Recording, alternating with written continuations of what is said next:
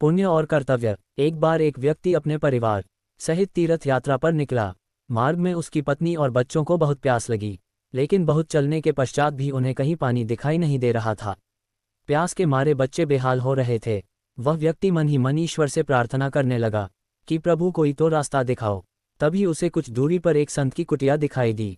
उसने उनको प्रणाम कर पूछा कि महाराज, यहाँ पानी कहाँ मिलेगा? संत जी बोले, यहाँ से कुछ दूरी पर एक नदी है, वहाँ से जल ले आओ।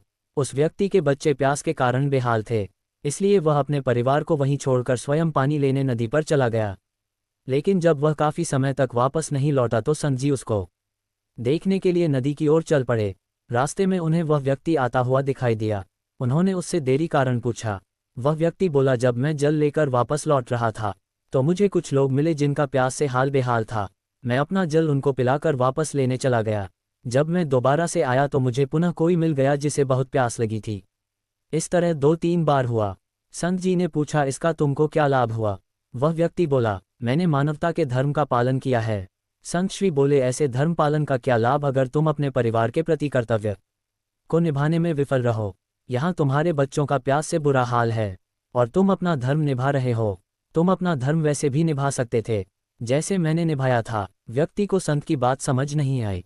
संत जी कहने लगे कि जैसे मैंने तुम्हें नदी का रास्ता बताया था, वैसे तुम्हें भी सभी तीर्थयात्रियों को नदी का मार्ग बताकर अपना धर्म निभाना चाहिए था और परिवार के लिए जल लेकर जल्दी से लौट आना चाहिए था। इससे तुम्हारे धर्म और कर्तव्य दोनों का पालन एक साथ हो जाता। अब उस व्यक्ति को संत जी की बात समझ में आ गई कि हम अपने परिवार के प्रति कर्तव्य पालन करते हुए भी दूसरे लोगों को रास्ता दिखाकर पुण्य कमा सकते हैं।